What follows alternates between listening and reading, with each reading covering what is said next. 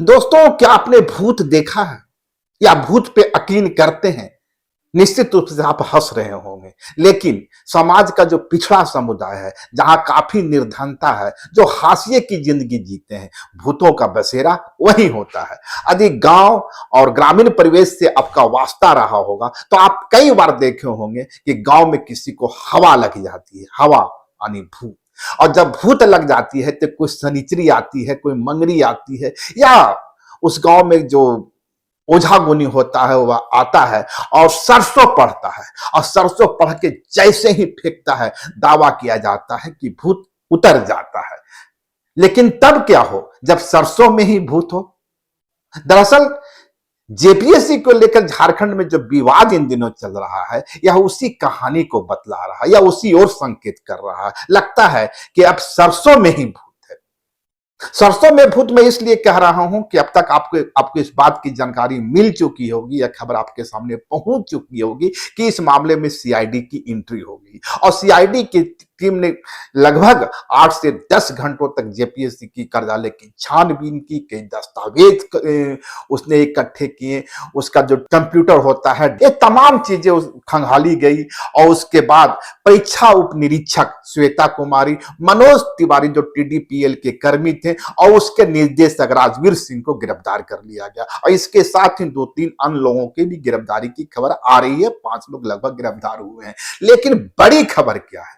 बड़ी खबर है कि अब सीआईडी की टीम एलख्यांगते, जो पूर्व जेपीएससी अध्यक्ष रहे हैं, उनके दरवाजे तक पहुंच, ये जो तमाम दस्तावेज उसके हाथ लगे थे उसे लेकर वह एलख्यांगते के आवास तक पहुंची। और दावा किया जा रहा है कि उनसे पूछताछ की गई उन दस्तावेजों के आधार पर। और इसलिए मैं कह रहा हूं कि क्या सरसों में ही भूत है? सरसों में भूत इसलिए मैं कह रहा हूं कि जिस रैंक के अधिकारी रहे हैं एलख्यांगते, पूर्व सचिव रहे हैं, मुख्य सचिव रहे हैं, तो अमूमन जब एजेंसियां किसी से पूछताछ करती है, इस तरह के कद्दावर चेहरे से पूछताछ करती है, तब उसके पास एक ठोस दस्तावेज होते हैं, ठोस साक्ष्य होते हैं, ठोस सबूत होते हैं। बगैर किसी मजबूत सबूत के कोई भी एजेंसी, सीआईडी की बात छोड़ दीजिए, दूसरी कोई भी एजेंसियां इस तरह की छानबीन से परहेज करती है। लेकिन हालांकि अभी तक एलख्यांगते की गिरफ्तारी नहीं हुई है, लेकिन जिस तरह की सीआईडी आगे बढ़ती हुई दिखलाई दे रही है, हालात कुछ वही नजर आ रहे हैं। क्योंकि यदि सीआईडी के पास दस्तावेज नहीं होते, सबूत नहीं होते, तब शायद इस तरीके से एलख्यांगते के आवास तक सीआईडी की टीम नहीं पहुंची होती। हालांकि बाद में क्या होगा कहना मुश्किल है। सीआईडी उन्हें प्रारंभिक स्तर पर पूछताछ करती है या फिर गिरफ्तार करती है, फिर उसके बाद उन्हें फिर आगे की पूछताछ करती है। ये तमाम चीजें बाद में, ये तो सीआईडी के लोग ही या जांच एजेंसी के लोग ही बेहतर समझ रहे होंगे। लेकिन जिस तरीके से कहा जा रहा है कि इसकी पल पल की मॉनिटरिंग खुद सीएम हेमंत ले रहे हैं, हेमंत कर रहे हैं, और कहीं ना कहीं उनकी ओर से इस बार जो सिस्टम का जंग है, सिस्टम में लगा हुआ जंग है, इसे सिरे से समाप्त करने की कोशिश की जा रही है। तो बड़ा सवाल यही है कि एलख्यांगते ने ऐसी कौन सी भूल कर दी? आपको याद रहे कि नीलमा करकेटा सहित झारखंड में जितने भी, अरे एक पूरी लिस्ट खंगाले आप अब तक के जेपीएससी अध्यक्ष की, तो आपको एक मजबूत सूची मिलेगी। मजबूत सूची इसलिए कि आप दिलीप कुमार प्रसाद, आलोक कुमार सेनगुप्ता, रमेश चंद्र कैथल, डॉक्टर परवेज हसन, देवाशीष गुप्ता, सुधीर त्रिपाठी, डॉक्टर नीलमा करकेटा, एलख्यांगते जो आखिरी हुए हैं, इन तमाम को खंगालें तो इसमें एलख्यांगते भी आईएएस अफसर रहे, नीलमा करकेटा भी महाराष्ट्र कैडर की रही, अमिताभ चौधरी भी आईएएस अफसर रहे, सुधीर त्रिपाठी आईएएस रहे, देवाशीष गुप्ता, इस तरह के तमाम को खंगालेंगे तो कहीं ना कहीं इनका कैरियर बहुत बेहतरीन रहा है। आईएएस रहे हैं, पीसीएफ रहे हैं, लेकिन शानदार कैरियर रहा है। और इन तमाम लोगों को जेपीएससी की अध्यक्ष पर नियुक्त किया गया, विभिन्न सरकारों की ओर से किया गया। निश्चित रूप से नीलमा करकेटा की नियुक्ति और खानते की नियुक्ति इस मौजूदा सरकार के दौर में होगी। और सोच वही थी कि यदि कोई आईएएस इस कुर्सी पर बैठेगा, पूर्व आईएएस, तो चीजें आसान होगी और ट्रांसपेरेंसी आएगी, लेकिन ऐसा होता नजर नहीं आया। जिस तरीके से नीलमा करकेटा के बारे में खबरें आ रही थी, नीलमा करकेटा के रिज्म में ही 12वीं 13वीं 11वीं 12वीं और 13वीं जेपीएससी की परीक्षा का आयोजन हुआ था। दावा किया जाता है कि नीलमा करकेटा इस जो परीक्षा का आयोजन हुआ उसके बाद बहुत खुश नहीं थी। नीलमा करकेटा के नेतृत्व में 11वीं 12वीं और 13वीं परीक्षा का आयोजन हुआ था। मेन परीक्षा का भी आयोजन हो गया था, लेकिन रिजल्ट जारी नहीं किया गया था। अब रिजल्ट जारी क्यों नहीं कर रही थी? काफी समय तक वे इस मामले को लटकाए रखे। आखिरकार वो परीक्षा का जो प्रकाशन होता है या रिजल्ट का जो प्रकाशन होता है, नीलमा करकेटा के रेंज में ही प्रारंभिक परीक्षा और मुख्य परीक्षा का आयोजन हो जाता है, लेकिन जो इंटरव्यू होता है, सफल अभ्यर्थियों की जो सूची आती है वो नहीं आ रही थी। दावा किया जाता है कि नीलमा करकेटा को इस 12वीं 13वीं और 11वीं की परीक्षा में भी कुछ गड़बड़ी के संकेत मिल रहे थे और शायद इसीलिए वह सफल अभ्यर्थियों की सूची जारी नहीं कर रही थी, इंटरव्यू की प्रक्रिया पूरी नहीं हो पा रही थी।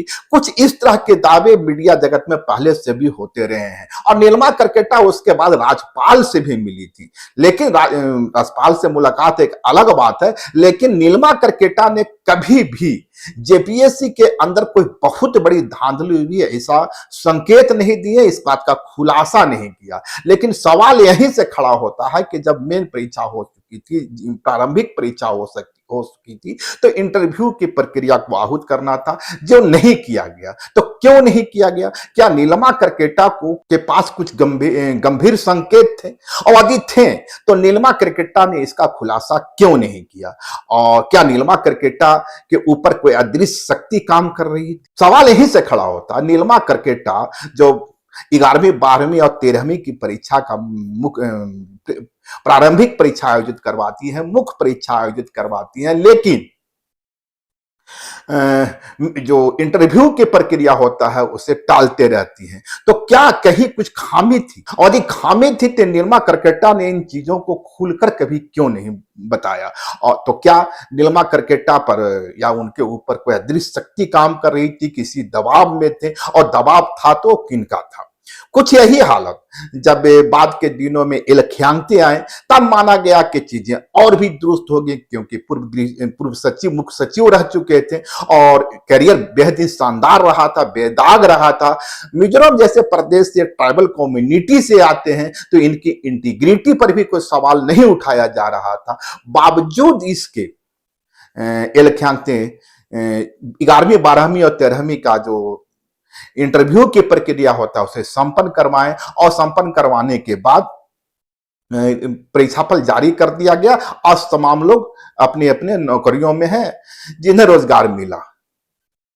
एक चीज और ध्यान देने की बात है, नीलमा करकेटा के कारण जिस टीडीपीएल कंपनी को लेकर इन दिनों विवाद चल रहा है और जिस तरीके से मनोज तिवारी उर्फ अभय तिवारी का नाम सामने आ रहा है, राजवीर सिंह का नाम सामने आ रहा है, यह नीलमा करकेटा के रिज में भी परीक्षाओं का आयोजन कर रहा था और इधर भी किया, मैंने इलख्यांगते के कार्यकाल में हुआ। और इस कंपनी ने जितनी परीक्षाओं का आयोजन किया, अब वो सब विवाद के घेरे में है। विवाद के घेरे में इसलिए है कि इसी एजेंसी ने एपीपी सहायक लोक अभियोजक, सिविल जज, जूनियर डिवीजन, फॉरेस्ट रेंज अफसर और सहायक वन संरक्षक जैसी परीक्षाओं का आयोजन किया है।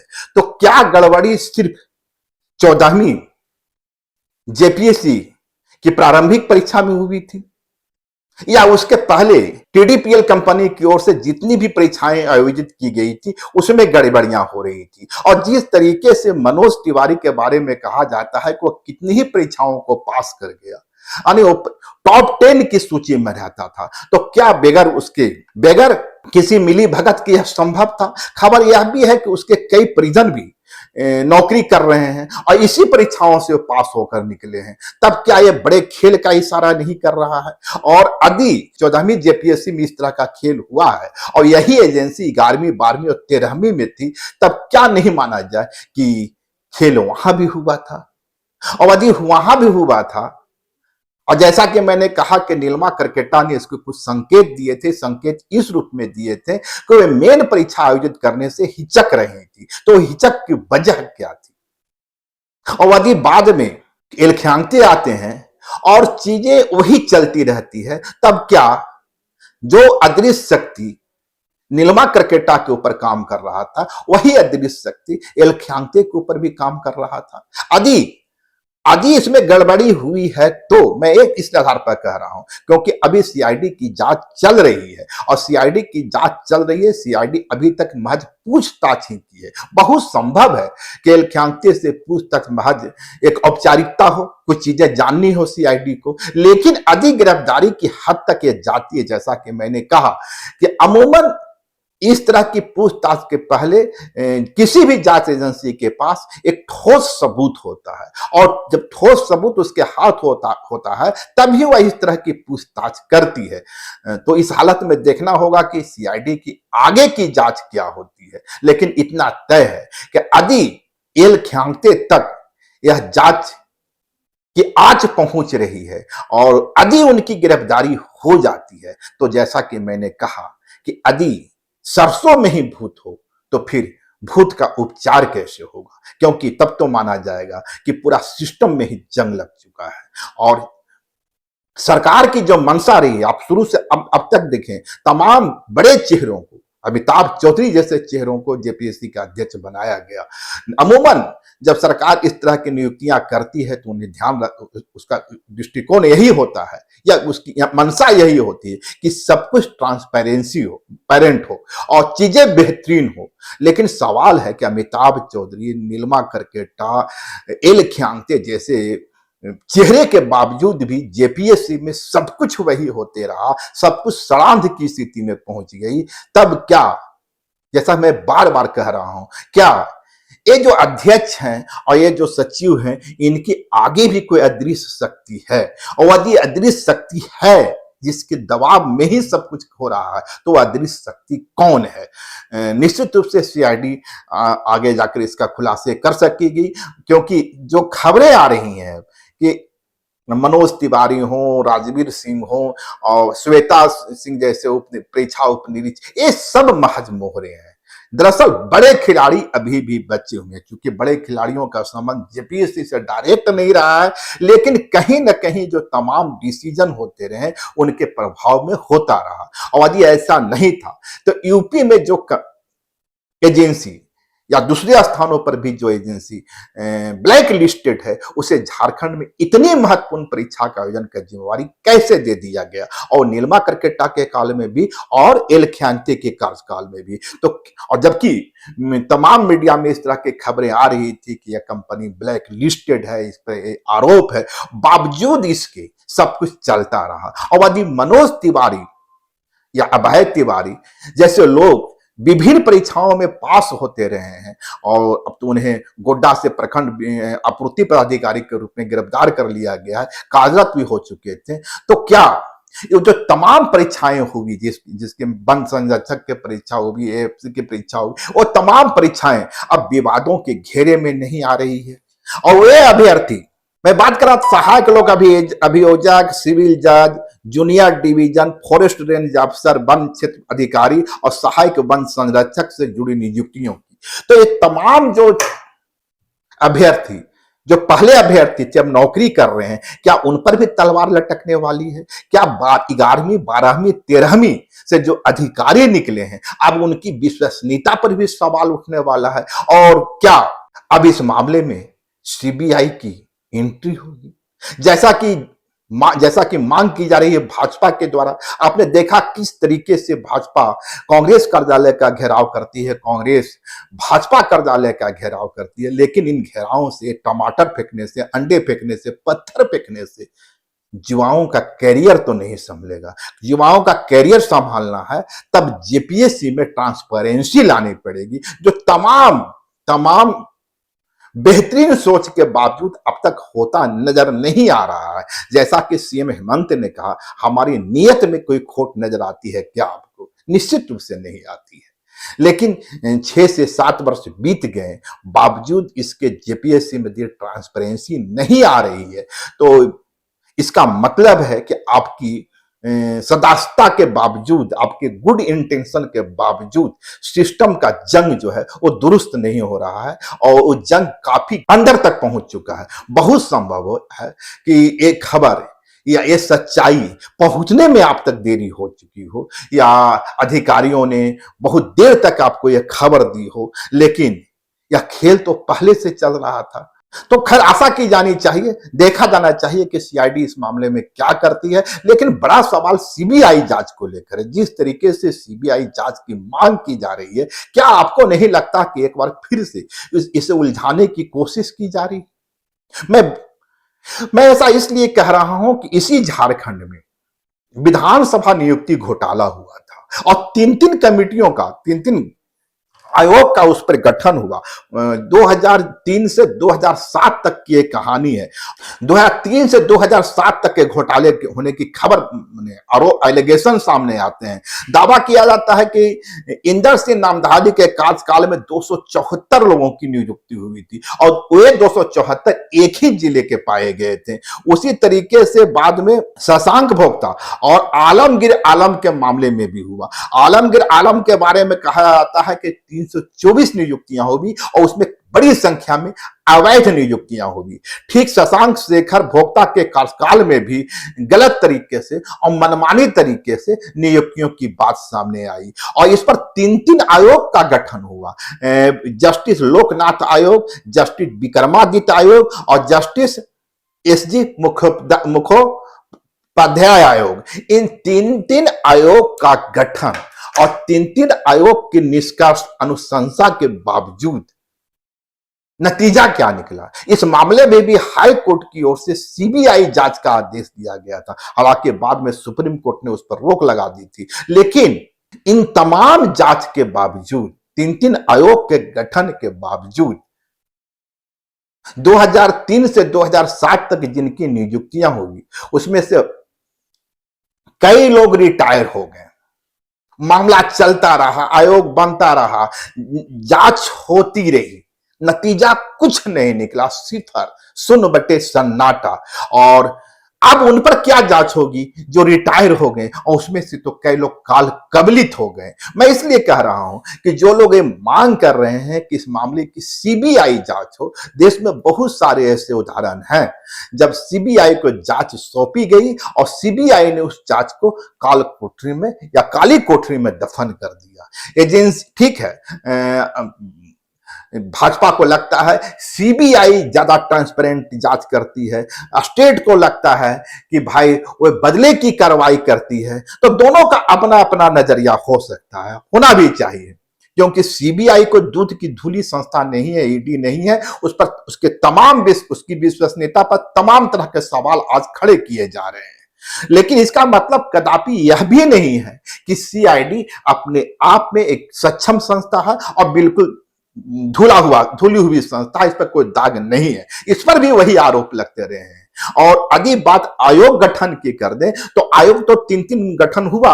विधानसभा नियुक्ति मामले में लोकनाथ समिति, लोकनाथ आयोग, विक्रमादित्य आयोग, एसजे मुखोपाध्याय आयोग, इन तमाम आयोगों के गठन का फलाफल क्या निकला? और जब मैं इस चीजों को सोचता हूं, 3-3 आयोग का गठन होता है, सीबीआई की एंट्री होती है, शून्य बटे सन्नाटा रहता है। दूसरी तरफ सीआईडी जांच कर रही है, सीआईडी पर भी सवाल उठते रहे हैं। कई मुठभेड़ की जांच सीआईडी के द्वारा ही हुई है, हाईकोर्ट में उसे किस तरीके से लिया वह भी एक सवाल है। तो इस हालत में सवाल खड़ा होता है कि बच्चों का क्या होगा और झारखंड के भविष्य का क्या होगा। और सवाल फिर से वही, आदि सरसों में ही भूत है तो फिर भूत उतरेगा कैसे? और बड़ा सवाल, वो कौन सी अदृश्य शक्ति है जो नीलम करकेट्टा का कार्यकाल हो, एल ख्यांगते का कार्यकाल हो, इसके पहले का भी कार्यकाल हो, क्या जेपीएससी से बाहर भी कोई शक्ति है जो जेपीएससी के नीतियों को, उसकी नियुक्तियों को, उसकी कार्य प्रणाली को प्रभावित करता रहा है? यकीन मानिए इसका जवाब मेरे पास भी नहीं है और शायद किसी के पास नहीं हो। लेकिन क्योंकि भूत भूत होता है, भूत दिखलाई नहीं पड़ता। इसलिए मैं बार बार भूत की चर्चा कर रहा हूं। लेकिन जिस तरीके से सीएम हेमंत ने आश्वस्त किया है, और एक चैलेंज के रूप में कहा जा सकता है कि क्या आपको मेरी नीयत में खोट नजर आ रही है? नहीं, एकदम नजर नहीं आ रही है। इसलिए कि यदि नीयत में खोट होती तो ये सीआईडी जांच की नौबत नहीं आती। नीयत में खोट होती तो एल खियांगते के दरवाजे तक सीआईडी नहीं पहुंची होती। नीयत में खोट होती तो ये जो तमाम चीजें हो रही हैं, गिरफ्तारियां हो रही हैं, वो नहीं हुई होती। लेकिन सवाल फिर से एक वही है, इतनी देरी क्यों हुई? 6 से 7 वर्ष बीत गए। इन 7 वर्षों में सिस्टम की जंग इस कदर पहुंच चुकी है, यह जानने में या ये समझने में या अब तक यह इंफॉर्मेशन पहुंचने में इतनी देरी क्यों हुई? क्या आपके बीच और सिस्टम के बीच में भी कुछ ऐसे लोग हैं जो आपको अंधेरे में रखने की कोशिश करते रहते हैं? सवाल उठ सकता है, उठा जाना चाहिए। लेकिन फिलहाल सीएम हेमंत ने जिस तरीके से मामले में जांच का आदेश दिया है, एक उम्मीद की हल्की सी किरण तो जरूर नजर आती है। और आशा की जानी चाहिए इस बार जो सिस्टम का जंग है वह समाप्त होगा। और जब सिस्टम का जंग समाप्त होगा तभी झारखंड में बच्चों का भविष्य बेहतर होगा। फिलहाल वो 11वीं के जेपीएससी के विद्यार्थियों, 12वीं के हों, 13वीं के हों, 14वीं के हों, वन सुरक्षा परीक्षा से गए हों, लोक अभियोजन की नियुक्ति में मामला, तमाम जो विद्यार्थी जो अब नौकरी कर रहे हैं, निश्चित रूप से उनके दिमाग में कई तरह के सवाल खड़े हो रहे हैं। मैं नहीं कह रहा कि उन तमाम नियुक्तियों में जितने भी नियुक्तियां होगी उसमें जो अभ्यर्थी पास हुए हैं वो सब के सब घपलेबाज हैं, नहीं, ऐसा नहीं है। लेकिन उसमें भी तो कुछ होंगे, इससे इनकार तो नहीं किया जा सकता। और एक अजीब बड़ी जांच हुई जो तमाम चीजों को समेटते हुए की गई, तब जो खुलासा होगा झारखंड का सबसे बड़ा खुलासा होगा। शुक्रिया। लाइव लगातार के वीडियो को लाइक करें, सब्सक्राइब करें और बेल आइकन को दबाना न भूलें।